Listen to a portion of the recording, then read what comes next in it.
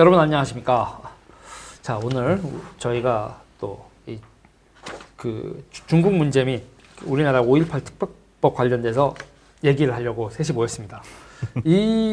오늘의 이제 이 얘기를 하는 거에 메인은 역시 본인 소개.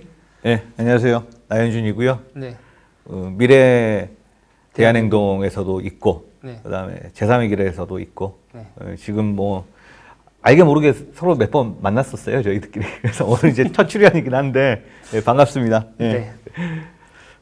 선생님. 예, 저는 건수다 멤버고요. 오늘 업저버로 참가했습니다. 네. 민경우라고 합니다. 네, 안녕하십니까. 자, 조셔웡, 그러니까 홍콩이 원래 약속받았던 민주주의, 이게 지금 중국이 존중해주지 않고 있잖아요. 자, 이거에 대해서 일단 나현준 선생님이 하실 얘기가 많을 것 같아요.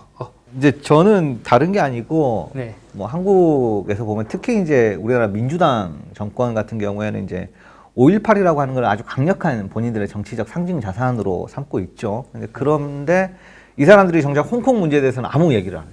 네.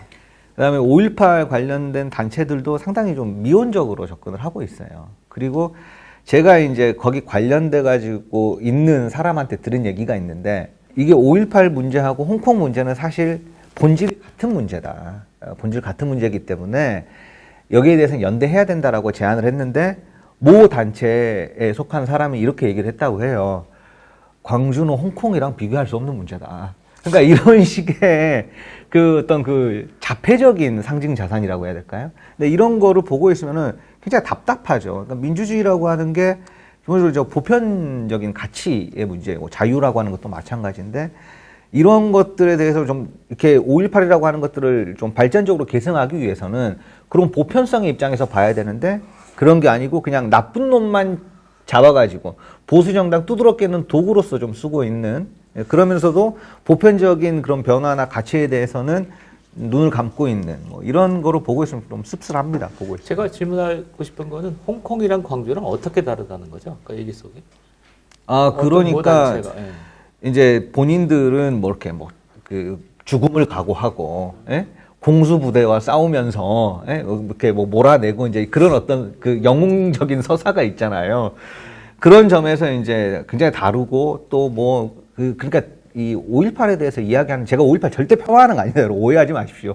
5.18에 대해 가치에 대해서 인정을 하는데, 이런 것들을 이야기하는 방식이 굉장히 5.18 자체가 아주 유니크한 사건으로서 인류 역사에서, 그리고 너무너무 숭고하고, 그렇기 때문에 범접할 수 없는 무엇인 것처럼 계속 이야기하는 그런 뉘앙스, 분위기라고 하는 게 지역사회에 분명히 있어요.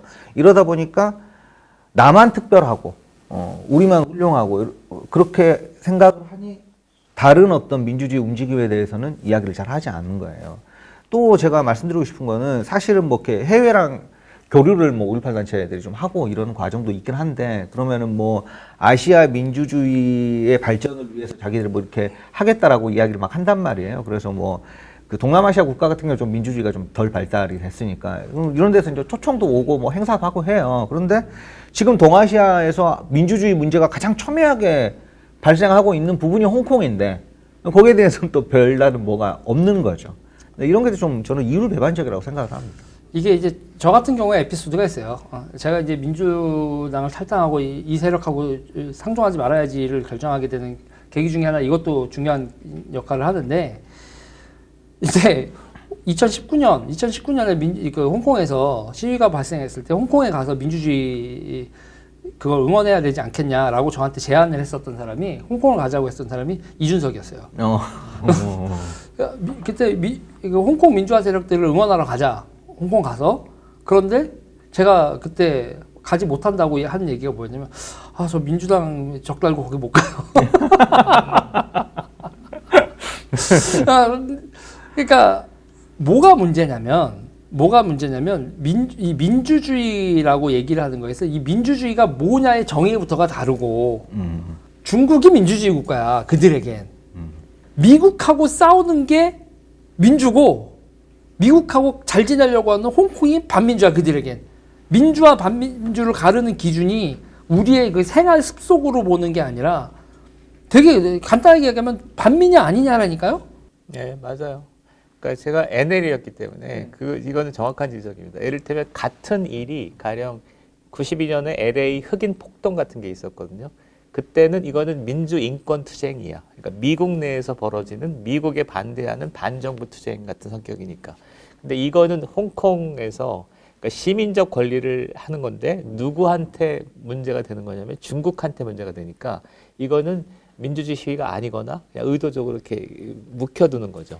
그러니까 최근에 비슷한 문제가 대북전단 금지법 같은 거인데 이게 북한 정권한테 위해가 되는 성향이 있으니까 이것이 시민적 권리임에도 불구하고 이거는 불온시하는 거죠. 그런 전통이 있는 것 같아요. 이렇게 전체적으로 요약하자면 우리가 해야 되는 민주주의는 시민적 권리로서의 민주주의인데 그 NL이나 운동권이 발전시켜 왔던 것은 정치적 공동체의 기초에서 그것의 어떤 안위를 위협이 안 될 때만 민주주의야. 그런 형태로 발전한 것 같아요. 민주당의 체질이 제가 볼 때는 아까 홍콩 민주주의는 당연히 지지해야 되는 것 같은데. 이거 말고 저랑 비슷하게 이 고민을 공유한 친구가 한 명 있어요. 지금 군대가 있는 친구라서 이름을 얘기하기가 그렇지만 다 아는 그 대진연에서 이탈한 친구죠. 모모군이 홍콩 이거의 민주화에 대해서 우리가 지지를 해야 되느냐라고 했다가 대진연에서 린치를 당했어요. 그래서 그 친구가 여기네. 그 친구가 대진연을 나오게 된 계기도 이거였어요. 홍콩 민주화에 대한 자세. 그러고 나서 이제 그 친구가 일명 대가리가 깨진 거죠. 그러고 나서 두리번거리다가 찾아왔던 게 저였고, 그리고 그 친구하고 제가 추진했었던 게 조시와옹 윈터뷰였고, 아무도 안 하고 이제 그쪽 조시와옹하고 네트워크도 없는 상황에서 그 친구가 네트워크를 만들어서 이제 인터뷰를 성사해서 그게 우리 사회에 조시와옹이 인터뷰를 하게 되는 그 계기가 됐는데, 그러니까는 민주주의에 대한 개념이 많이 다르죠. 지금 민주당 구성원들이 생각하는 민주주의는 여러분이나 우리가 생각하는 민주주의가 아닙니다. 이거와 관련해서 나는 상징적인 88년에 학생운동을 하는데 남청년 그 당시 남대협 의장이 그러니까 5월에서 통일로 이렇게 구호를 걸어요. 그래서 학생운동도 민주주의에서 통일로 가는데 5.18 민주주의가 있었으면 그거를 보편적 민주주의로 그러니까 아시아 민주주의 제3세계의 어떤 연대 이렇게 발전시킨 게 아니라 통일로 발전시킨 거예요. 그러면서 민주주의에 대한 관념 체계가 약화된 게 아닐까 그런 생각이 드는데요. 이 5.18이라고 하는 사건이 벌어지고 나서 운동권에서 5.18을 해석하는데 다 자기 정파적 입장에 따라서 해석을 해요. 그러니까 NL 같은 경우에는 봐라, 이게 우리가 이제 미제 식민지고, 저기서 매판, 권력이, 저렇게 권력을 이렇게 심궁부가 먹어가는 과정에 있었을 때, 미국이 아무것도 도와주지 않는다. 그렇게 하면서 이제 우리 민중은 이제 미국하고 싸워야 된다. 이런 식으로 NL이 얘기를 했고, 당시 이제 재헌의회 CA 그룹이죠. 나중에 이제 산호맹이 되는데, 산호맹의 이제 그 대표적인 대장이 이제 이정로, 본명은 백태웅이고, 이 사람이 했던 얘기가 그 광주 상황을 마치 이제 러시아 혁명의 한 대목인 것처럼 얘기를 하는 거예요. 그러니까 이 사람들은 그러니까 자기가 갖고 있는 그런 그 망상, 혁명주의에 대한 망상이나 반제 투쟁에 대한 망상을 5.18이라는 사건 안에 투여를 하는 거예요. 그런 점에서 의미가 있는 거예요, 이 사람들. 80년대부터 이미 그러니까 역사 왜곡에 대해서 지금 막 이야기하고 있고 5.18 왜곡하지 말라고 그러지만은 80년대부터 역사 왜곡을 했던 사람들이 사실은 이 사람들이기도 해요. 아니, 어떻게 보면. 그랬던 사람들이 조국 소원을 왜 하고 앉아있는데. 아니, 여기 지금 얘기가 하나 더 있는 게 단순히 우리가 홍콩 민주화 그거였으면 뛰쳐나오지 않았을 거예요. 홍콩 시민들을 공격을 했어요. 홍콩 시민들이 미국하고 연대하고 있다는 이제 이유로 프랑스다 뭐 이랬을 거예요. 예. 미국이 앞잡이다라고 조시아옹을 미국이 앞잡이라고 공격을 하는 상황이 벌어지고 그때 그 친구들은 대한민국에서 뭐를 했냐면 미 대사관 담장을 맡고 있었지 관절을. 그러니까 지금 민주당 사람들이 대진연 친구들하고 사고방식이 비슷하다라는 거를 대한민국 사람들이 다 모르고 있지. 예. 지금 실제로 저희가 이제 제가 통일운동 할 때 그렇게 얘기를 많이 했거든요. 그러니까 저는 탈북자 단체가 무슨 어떤 행동을 해도 그거에 대해서 저는 민주주의 사회에서 자랐으니까 그거는 그 사람들의 어떤 그러니까 그 사람들의 권리로 인정해 줘야 된다고 생각하거든요. 난 그게 꼴통이 아니야. 꼴통이 아닙니다. 이게 웃어주세요. 그런데 이렇게 저희 그 범민련 이런 데는 뭐 비서장 장기수도 있고 그런 분들이 계셔. 이런 분들은 이 분노가 우리 공화국을 우리 북한을 막 이러더라고. 그래서 굉장히 달랐어. 근데 지금 전통이 좀 민주주의 전통이 좀 문제가 있는 것 같아요. 아니, 저도 거기서 하나 생각나는 게 있는데 예전에 임수경 씨가 민주당 의원할 때 탈북자 분한테 오케이. 변절자라고 하면서 막 고함 지르고 했었던 적이 있어요. 오케이. 그 얘기 맞아. 네, 그게 네. 딱 그 정서예요. 예. 나 변절자라는 얘기들이 막 없다가 그냥 바로 뭉쳐. 아니 근데 앞에 이게 있으니까 제가 약간 면회온 기분이 좀 들어요. 난 이거 아니 채팅창에서- 임수경이 정말 또 그래. 그러니까 하태경 의원한테도 변절자라는 네. 거. 무슨 얘기냐면 아니 우리가 주체 사상을 받아들일 수 있고 막스 레닌주의자도 될 수 있고 자유주의자도 될 수 있는 거예요. 정치 이념이라는 건 얼마든지 변할 수 있는 건데 이건 무슨 어머니 조국을 배신한 사람이라고 그렇죠. 생각해. 그렇게 보는 거예요. 그러니까 민주당 저기 국회의원들 상당수가 그럴 거예요. 그러니까 도덕적 타락 뭐 이런 식으로 바라보는 거예요. 부패 이런 식으로. 제가 살다가 이혼도 하는 것들이 그 사상 하나 못 버리고 진짜 아니 우리가 연인 사이에서 헤어지고 결혼했다가도 이혼하고 이렇게 살아갈 수 있는 건데 왜 사상하고는 죽을 때까지 가야 되는데 아니 기본적으로 그러니까 중국이 우리가 독재 국가 공산당 일당 독재라고 얘기하지만 그 중국 공산당 내부에서는 또 나름 민주적이야. 경쟁을 한다고요. 뭐 공청당이 됐던 태자당이 됐던 뭐 상하이방이 됐던 그러면서 이제 서로 경쟁하면서 국가 주석은 10년 만에 먹어. 원래 그렇게 되면서 걔네들이 자기 후계자도 지명 못하고 자기 다음 후계자 이런 식으로 되면서 나름 공산당 내 여러 정파가 정당처럼 움직여서 나름 민주주의처럼 비슷하게 하고 그러면서 이제 능력주의로 이렇게 되는 게 있었는데 시진핑이 그걸 다 부시죠. 자기는 후계자 지명, 내 후계자가 누구라는지 시진핑이 후계자 지명했다는 얘기 들어본 적 없다고요. 시진핑은 늙어 죽을 때까지 자기가 하겠다는 거예요. 시진핑이 늙어 죽을 때까지 하면서 자기의 이 권력의 명분으로 내세운 게 100년의 치욕을 씻고 위대한 중화의 부상. 그걸 하기 위해 이거 약간 또 보수분들이 들으면 기분 나쁘. 유신 때도 비슷했잖아요. 통일조국을 건설하고 뭐 이런 걸 대비하기 위해서 독재를 해야 된다. 뭐 민족 중흥의 길. 뭐 그러면서 그러면 시진핑 그 다음에 뭐를 하냐면 2025년까지 남중국해의 구단선을 자기의 영해로 선언하겠다. 그러면 거기 있는 베트남, 필리핀, 뭐 말레이시아, 뭐 이런 나라들, 인도네시아 이런 나라들은 다 호구야? 그럼 거기서 영해 100년 전의 영광으로 자기네들이 돌이켰다라는 질서를 보면 그 중국 중화주의 질서잖아요. 남의 나라 코앞까지 그 섬도 다 자기들 거래. 그리고 그게 왜 당신들 영주권이야? 쟤들 우리한테 조공 바쳤다 밖에 더 되냐고. 그리고 미국하고 갈등해서 2025년까지 선언을 해버렸어. 그리고 뭐 대만하고의 갈등 이렇게 되면 그러니까 한마디로 시진핑이 자기의 영구 집권의 목표로 국뽕을 질렀고 그 국뽕이 미국이 우리가 윌슨주의라고 하는 그 2차 세계대전 이후의 질서의 제1 원칙인 항행의 자유 원칙을 뭉개버렸다고요. 그럼 미국은 자기들이 만들어놓은 국제 질서를 여기는 공해가 아니라 중국의 영해야 그걸 인정하면 세계 질서 자체가 무너지는 거죠. 이게 좀 심각한 것 같아요. 나는 그래도 꽤 한 3, 40년을 사회운동을 했기 때문에 중국 이미지 그러면 이영희 선생이 했던 그 뭐 이렇게 묘한 감상적 이게 있었고 그다음에 90년대 초반서부터 중국은 좋은 이미지였어요. 어떤 이미지냐면 자유시장 경제에 편입하려고 하면서 대외적으로는 팽창을 안 한다는 이미지 이런 게 있었거든요. 그래서 덩샤오핑의 이미지지. 그래서 중국에 대해서는 우호적인 감정을 갖고 있었는데 대체로 2010년에 시진핑이 들어서면서 이게 갑자기 텐션이 그냥 확 걸려버리는 거야. 그래서 그리고 이 맥락에서 이제 홍콩 사태가 있고 마윈 사태가 있고 뭐 이런 것 같아. 제가 볼 때는 한국이 조만간 아주 운명적 결단을 해야 될 시기가 온다라고 보는데 왜 그러냐면 2018년도 미국의 문서들이 폼페이오에나 미국 행정부의 문서들이 그러니까 대중 강경 노선으로 돌고 있잖아요. 그다음에 미국, 일본, 호주, 그다음에 인도를 엮어서 인도 태평양 전략으로 해서 중국의 2010년대 중반 이후 중국의 어떤 전략을 가만두지 않겠다 이러고 있는 거라서 이건 옳든 그르든 간에 한국은 운명적인 선택의 기로에 선다라는 게 제 생각이에요.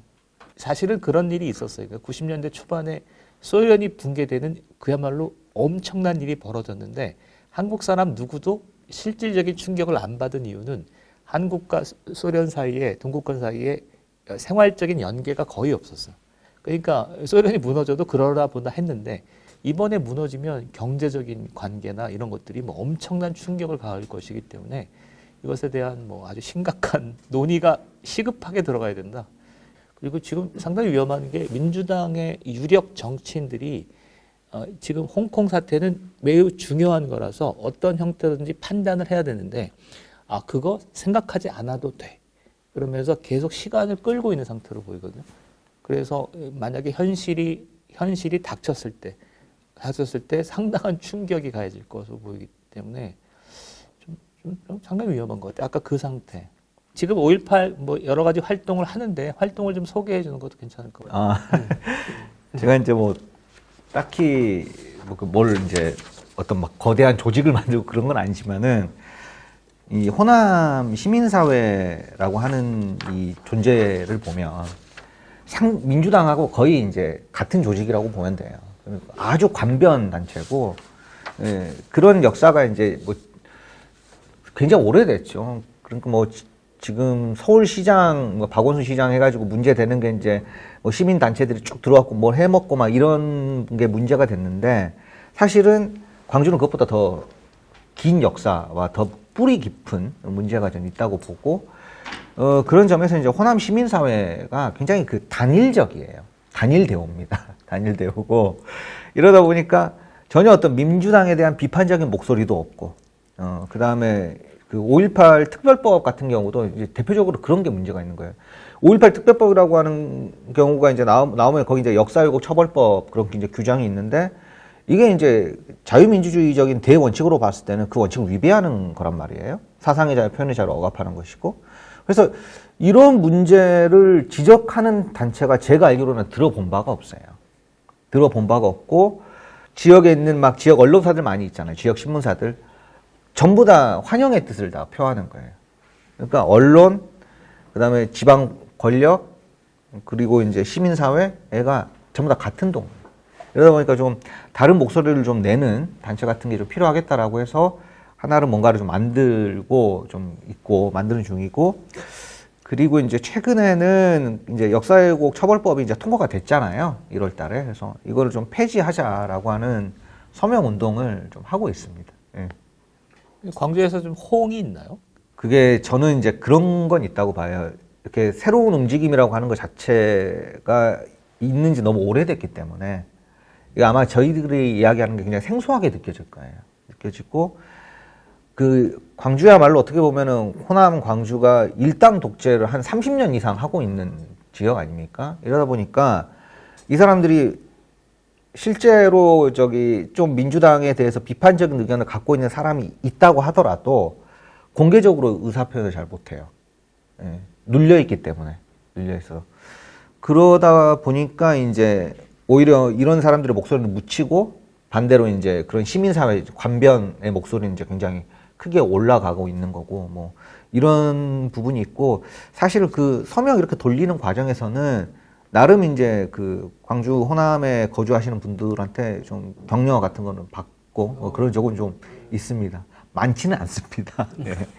근데 뭐 민주당이 이렇게 그 5.18 특별법이랄지 대북전단 금지법이랄지 이런 것을 자꾸 그 도입하는 이유가 뭘까요?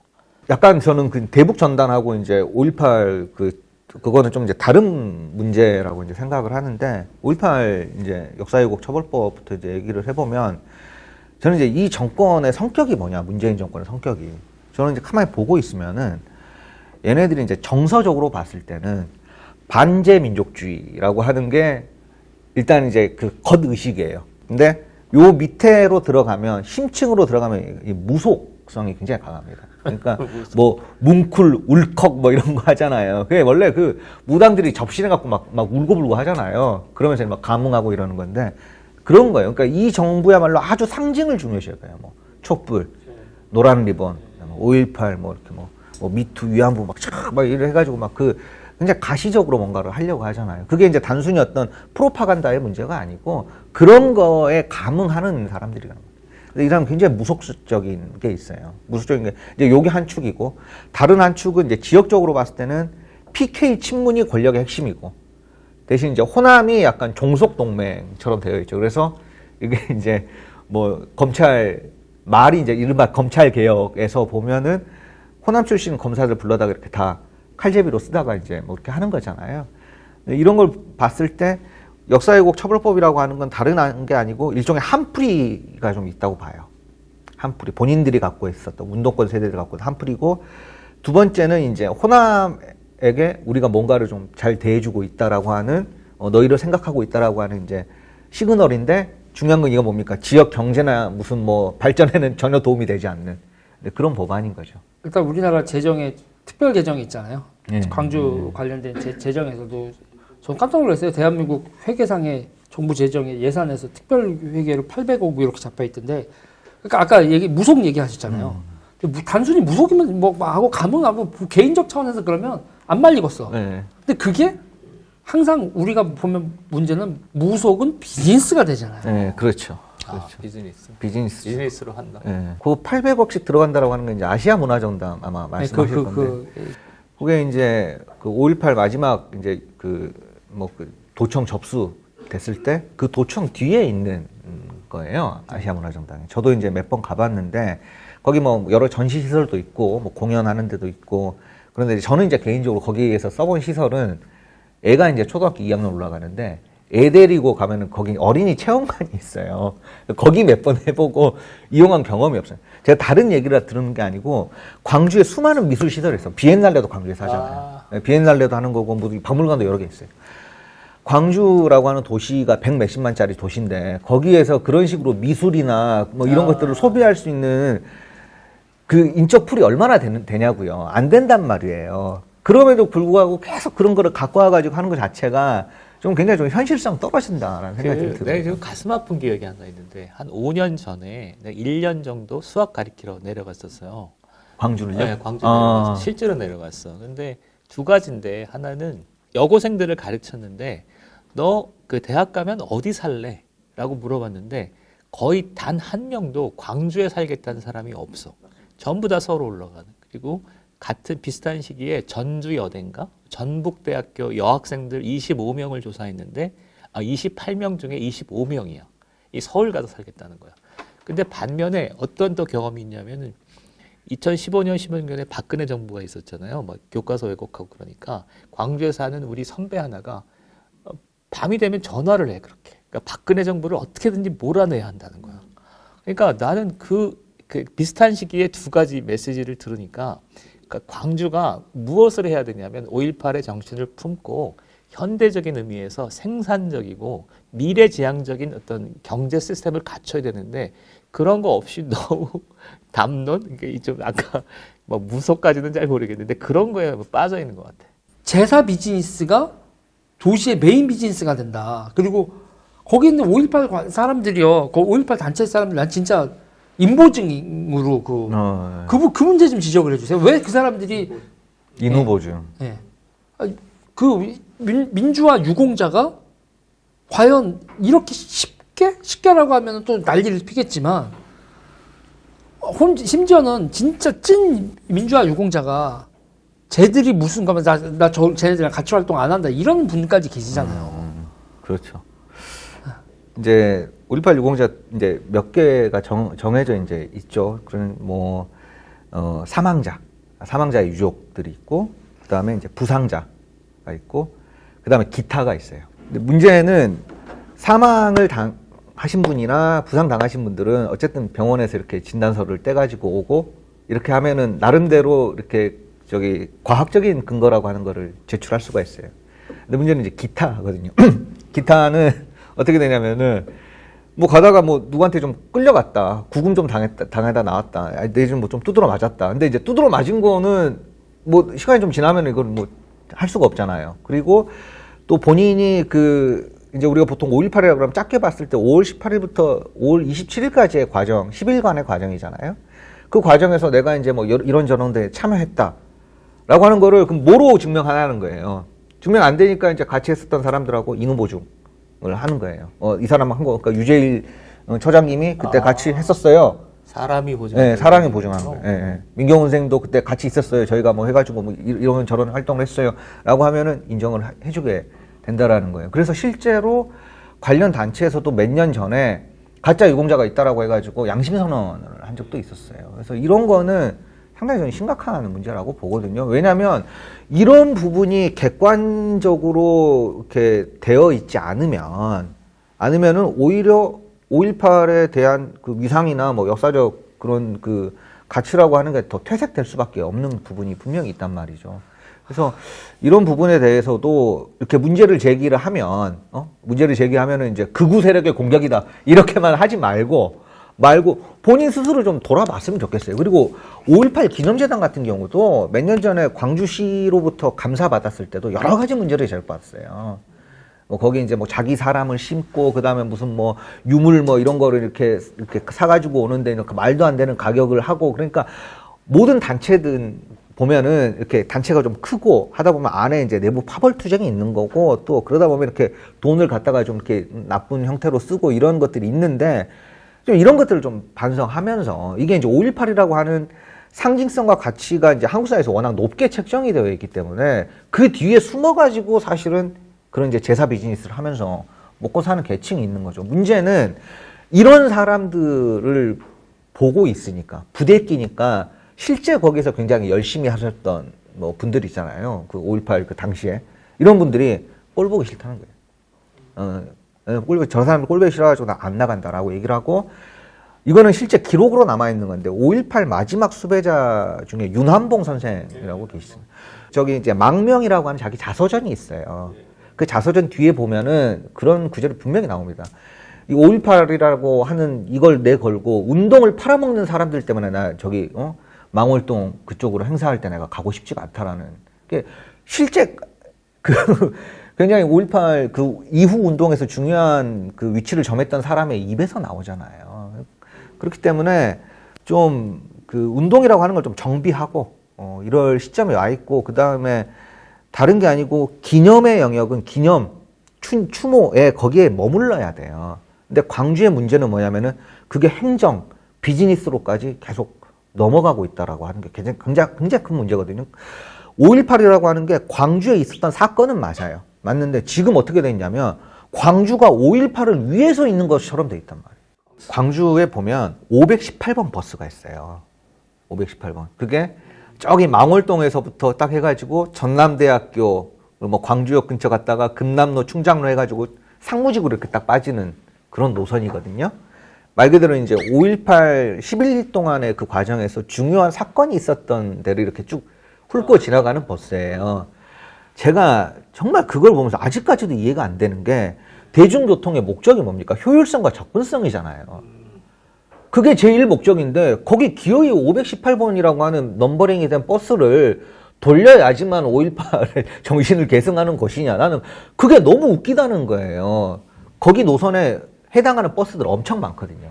그리고 충장로 금남로에서부터 상무지구까지는 광주 지하철이 있어요. 광주 지하철이 이것도 지하철 잘못 들어가지고 텅텅 비거든요. 광주 사람들 한번 물어보세요. 지하철 탈 때 서서 탄 적 있냐? 무조건 앉아서 탑니다. 자리가 비어가지고. 그렇게 교통시설이 많아요. 많은데도 불구하고 이거는 행정이나 효율로 접근해야 될 문제를 기념이나 어떤 그 정치 논리로 접근한 결과 아니에요.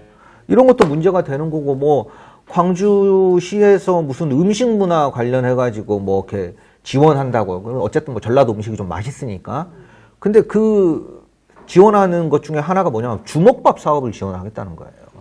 그런 거 자체가 너무 말도 안 되는 거예요. 왜냐하면 호남 내려와서 먹을 게 얼마나 많은데 그 주먹밥 이제 5.18 때 뭐 시민군들이 먹었다고 해가지고 그거를 지원을 하겠다는 것 자체가 그것도 사실은 비즈니스의 논리로 접근해야 될 문제를 정치나 어떤 기념의 문제로서 접근하기 때문에 그런 일들이 이제 벌어지는 거예요. 문제는 이 지금 행정부에 있는 사람들도 다 옛날에 이제 뭐 민주당 쪽 사람들이고 이러다 보니까 이 사람들은 그렇게 보여지는 것들 아주 가시적이잖아요.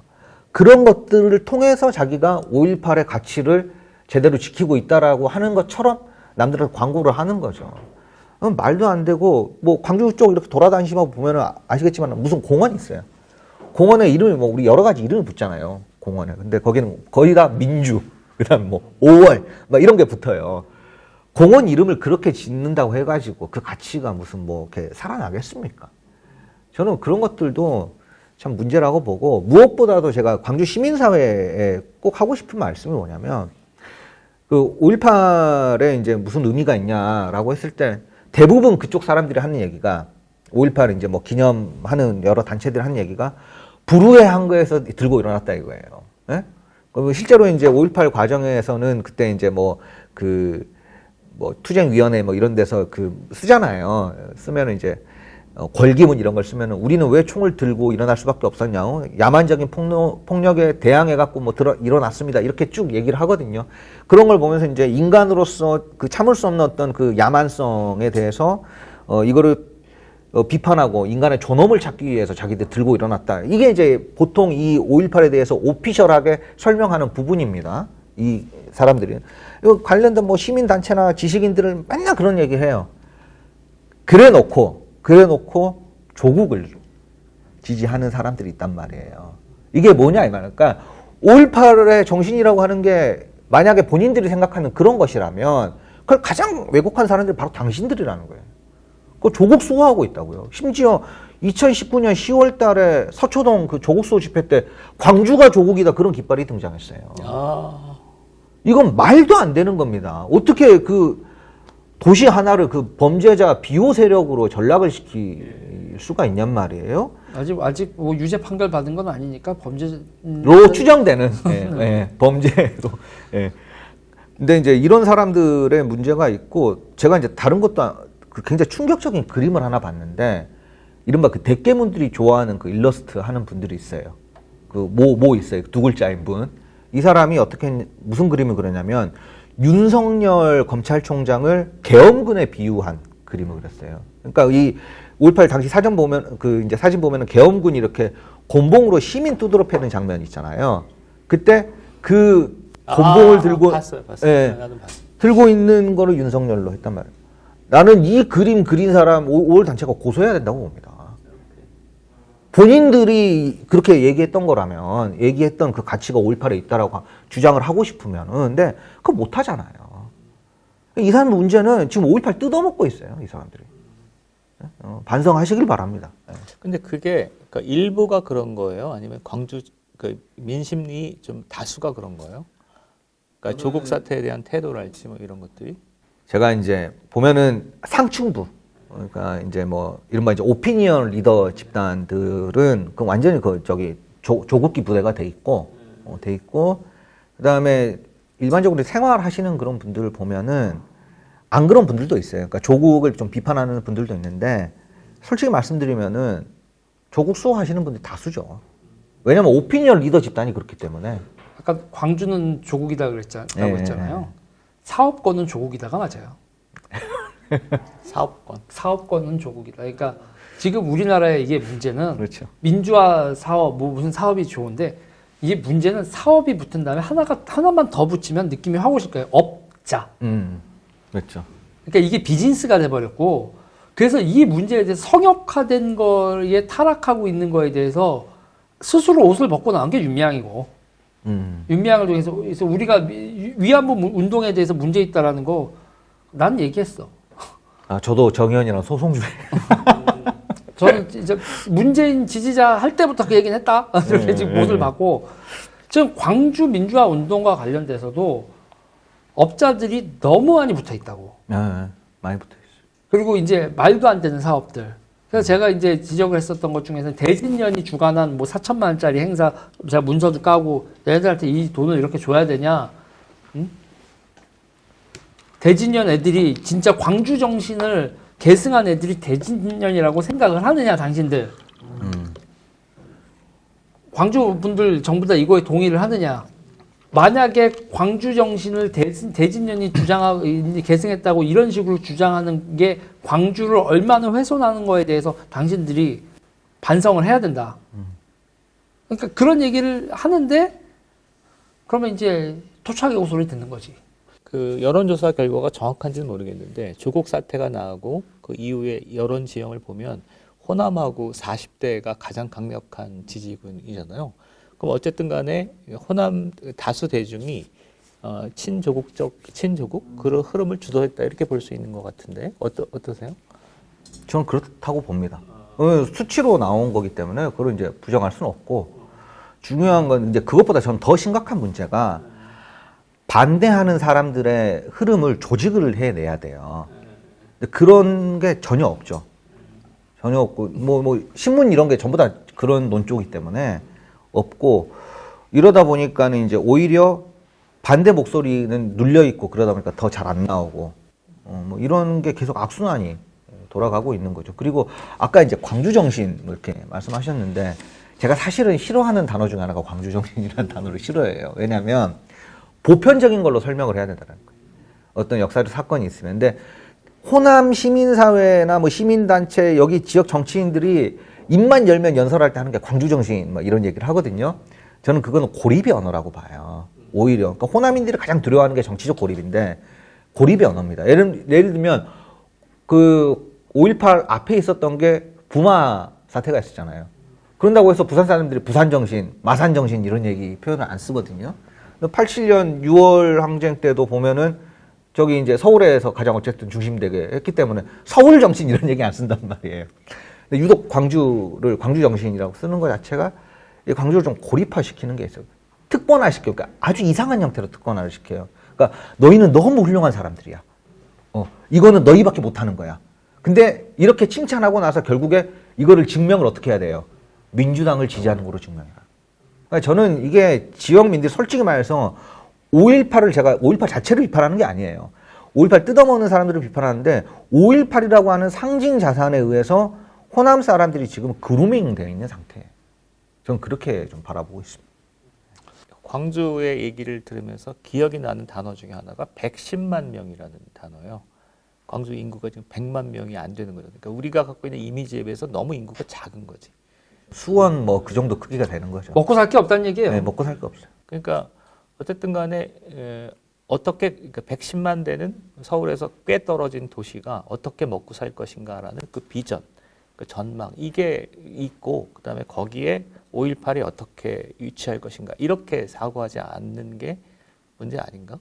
그러니까 이 전망이 상실된 것 같은데 그러니까 굉장히 어두워 보이는데 100만 도시가 갈수록 수도권 집중화가 과밀화되는데 그때도 어떤 느낌을 받았냐면 KTX를 타기 위해서 항상 택시를 탔는데 택시를 타면서 광주 거리를 돌아서면 내가 기억하는 광주는 너무 위대한 도시인데 막상 내가 그 야경을 보는 도시는 너무 초라했어 사실은. 맞습니다. 그리고 지방에서 이렇게 인구 분포랄지 굉장히 낙후한 그러니까 농경사회 이미지가 너무 많이 났어요. 예. 그렇죠. 그래서 그것들을 어떻게 할 것인가를 중심에 두고 사고하면 어떨까 싶었는데 그때도 사실 보면은 아까 이제 아시아 문화전당 얘기가 나왔습니다만 아시아는 엄청 커요. 엄청 큰데 그 주변에 이제 충장로 금남로인데 거기 상권은 죽었어요. 그러니까 그거 하나만 그렇게 있고 상권은 죽었는데 나는 그게 광주가 지금 처해 있는 아주 상징적인 모습이라고 생각을 해요. 예. 원래 거기가 충장로 금남로 옛날부터 저기 중심지였는데 지금은 이제 구도심이 됐죠. 그렇게 되어 있는 것들을 보면은 굉장히 낙후했죠. 그리고 여기 지역에 있는 정치인들이 이제 어떤 그 성장에 대해서 어떤 식으로 성장해야 되는지에 대해서 깊은 고민이 없습니다. 예를 들면 광주형 일자리 같은 거 있잖아요. 그게 완전히 망한 거거든요. 이게 사실은 기업 멱살 잡고 데리고 와갖고 야 여기 공장 지어 이거 아닙니까? 이거거든요. 근데 하겠어요 그거를? 결국에 실패했어요. 실패했는데 이 사람들의 문제는 뭐냐면은 뭐 노사의 화합을 통해 가지고 막 말은 너무 좋아. 노사의 화합을 통해 가지고 무슨 뭐 기업의 사회적 책임이 어쩌고 저쩌고 이런 얘기로 그러니까 이 사람들이 원하는 거는 그런 언어를 원하는 거예요. 그걸로 자기를 치장하는 거고 실제 일자리는 지금 휴지부지 됐잖아요. 자, 그럼 정말 궁금한 건데 그 광주에서 그러니까 경제 일자리를 어떻게 창출할 수 있는 거죠? 그러니까 그 대체적인 의견이라도 저는 일단은 그 이제 기아 자동차 공장이 있어요. 있는데 여기가 이제 보면은 사실 조립 공장입니다. 부품은 경기도에서 이렇게 갖고 와가지고 조립하는 형태인데 부품 사업을 좀 할 수 있게끔 하는 그런 것들을 좀 조성을 해야 된다라고 생각을 하고 거기에 대해서는 좀 기업 관련된 규제라고 하는 것들을 많이 좀 풀어줘야 된다라고 생각을 하고요. 특히 이 기아자동차 같은 거, 이거는 제가 민주노총 조합원한테 들은 얘기인데, 민주노총 조합 중에 가장 쌈 많이 하는 데가 금속노조란 말이에요. 금속노조. 금속노조에서 가장 쌈 많이 하는 데가 기아자동차. 예, 그만큼 강성이라는 뜻이죠. 근데 이런 남청년 형아들 동네 아니에요? 그렇죠, 그렇죠. 또 싸움도 남청년 싸움 너무 잘하잖아요. 그래가지고 남청년 뭐 신화적인 싸움이니까. 과거부터 이런 이제 그 과격한 운동 집단이라고 하는 게 이게 너무 이렇게 많아요. 이런 사람들이. 그리고 과격한 사람들이 많다 보니까 여기에 대해서 이렇게 자극이 많아지면 좀 무뎌지잖아요.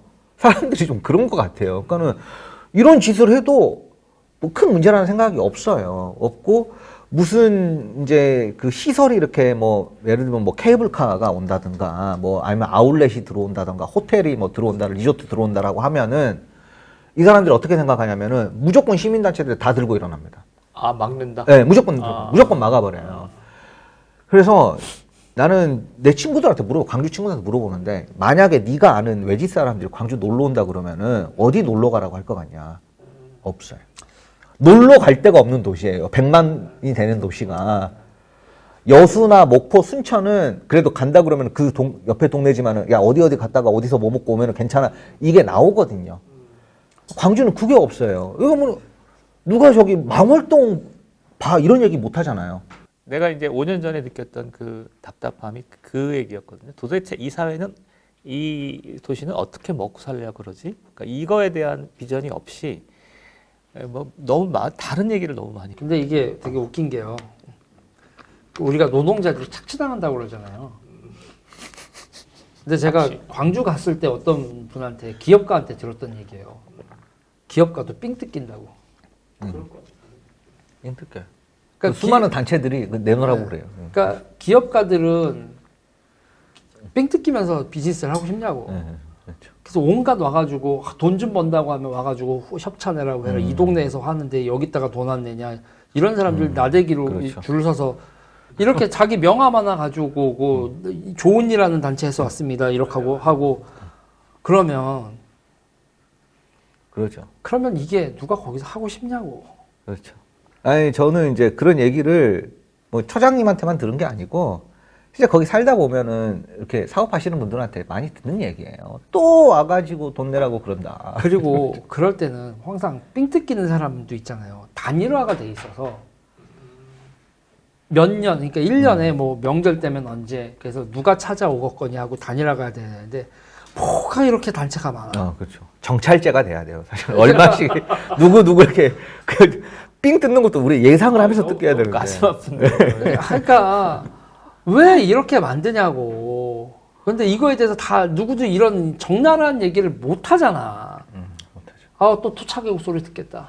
난 아까 그러니까 과제 하나로 광주 지역에서 그 뭐 좀 불효불급한 문화시설의 규모, 그다음에 광주의 생산시설의 규모, 이런 것들을 좀 비교해서 광주의 종합적인 비전 실태를 좀 보여줘야 될 것 같은데. 조사를 좀 해야죠. 하고 실제로 이제 몇 분들하고 계속 만나고는 있어요. 만나고 이제 어떻게 해야 되겠다라고 하는 게 있고, 저는 이제 그거는 이제 그것대로 조사를 하는데, 호남 특히 이제 광주에 사시는 분들이 좀 사고 방식을 바꿀 필요가 있다라는 거예요. 이게 뭐냐면 광주 저기 그 슬로건 중에 하나가 아시아 문화 수도 뭐 이런 게 있어요. 네? 이게 뭐냐면 이제 지방이 갖고 있는 열등감의 전 표출이라고 봐요. 수도가 되고 싶은 거예요. 수도가 되고 싶은 건데. 그게 하나가 있는데, 이제 문화라고 하는 게 뭐냐면은, 문화라고 하는 거는 뭐 중요한 가치일 수는 있겠습니다만은 사실은 이게 이제 정량적으로 볼 수가 없는 거예요. 그러니까 이게 어느 정도 성과를 낸지는 모르는 거예요. 뜯어먹기 제일 좋은 게 문화예요, 사실은. 그러다 보니까 이제 이 문화수도 걸어놓고 막 다양한 무슨 전시 뭐 이런 거 한다고 이렇게 하고 무슨 뭐 여러 가지 사업 해갖고는 돈을 계속 화공에다 날리는 거예요. 돈도 없는데. 그러니까 간단하게 얘기하면, 아주 자본주의적으로 얘기하면 기념사업이요, 구조조정해야 돼요. 네. 너무 비대해져 있어서 다른 분야의 생산적인 분야로 인력과 자본이 투여되는 걸 막고 있는 거예요. 그렇죠. 사실 그리고 이런 게 돈이 된다라고 생각을 하게 되면 다 이쪽으로 붙게 돼 있습니다, 사람들이. 제가 이제 이 광주 쪽에서 미술 하시는 어떤 분을 알아가지고 얘기를 좀 한 번 한 적이 있었는데 문재인 정권 들어오기 전까지만 하더라도 정치색이나 칼라 이런 거를 절대 드러나지 않는 분이었다. 그런 얘기, 정치 얘기 자체를 안 했대요. 근데 문재인 정부 딱 들어오니까 그 다음 또 완전히 대깨문이 된 거예요. 왜 그래서 그걸 돈 받으려고. 보조금이 떨어지는데. 예, 그걸 받으려고, 받아서 해먹으려고. 그렇게 되는 거예요, 사실은. 민주인 정권의 출범과 그다음에 그러니까 민주당 정치 세력의 부상이 어떻게 보면 민주화 운동을 급속하게 변질시켜 버린 것 같아요. 변질시켜 버리고 이권과 결합시키는 어떤 계기가 되지 않았을까 이런 생각이 들어요. 사실은 난 그거에 분노해서 지금 반문이 됐어요. 그거 너무나 황당했어 정말. 너무 많은 가치를 훼손하고 있죠. 그러니까 민주화 세력이 지켰어야 될 가치를 본인들이 맞아요. 현금으로 바꿔먹고 있어요. 그 가치를 현금으로 바꿔 이 죄를 다 어떻게 하려고. 그리고 소장님의 표현에 가면 운동도 열심히 하는 것들이. 그렇지. 얘네들 그러니까 이 민주화 운동 무슨 뭐 한다는 애들 보면 쟤네들이 무슨 민주화 운동을 기념해? 그러니까 그렇게 그건 아니야. 그러니까 민주화 운동에 대해서 미안하고 뭐 그걸 기념하고 이런 친구들이 실제 민주화 운동을 했던 사람들이 아니에요. 아, 그럼 지들 돈 쓰면서 하든가. 그렇죠. 저는 이제 그런 생각을 많이 하는데, 보통 이제 민주화 세대라고 하는 표현도 저는 맞지가 좀 않는 것 같아요. 사실 민주주의, 이렇게 예전에도 보면은 이제 단체 이름 만들면 다 앞에 민주를 붙여요. 뭐 옛날 삼민토도 그 민주가 들어가잖아요. 근데 그 민주가 사실은 좀 데코레이션에 가깝다라는 생각을 많이 해요. 인민민주주의라고 하면은 맞는데 우리가 생각하는 그런 자유민주주의는 아니었고, 이 민주라고 하는 건 좀 데코레이션으로 많이 썼었고, 그리고 민주주의적으로 살아본 그런 훈련을 경험이라고 하는 게 별로 없잖아요. 왜냐면 다 전위정당, 전위조직, 뭐 이렇게 지하조직 뭐 하고 이랬기 때문에. 그런데 이제 민주화라고 하는 상징 자산, 그러니까 원래 자기의 능력에 비해서 너무 큰 거를 쥐고 있었어요. 예, 쥐고 있다가 그게 지금 이 시점에 와가지고 특히 이제 86세대 같은 경우에는 지금 돈 많이 들 때입니다. 자녀들 이제 학교 졸업하고 뭐 시집장가 보내고 이래야 되니까 돈 많이 들 때인데 이거랑 이상하게 또 이렇게 잘 맞물려가지고 이제 완전히 이걸 팔았고 이제 지금 장사를 하는 거예요. 하는 거고, 그렇게 장사 많이 하는 것 중 하나가 저는 5월 단체도 있고 정의연도 마찬가지고 그렇게 봅니다.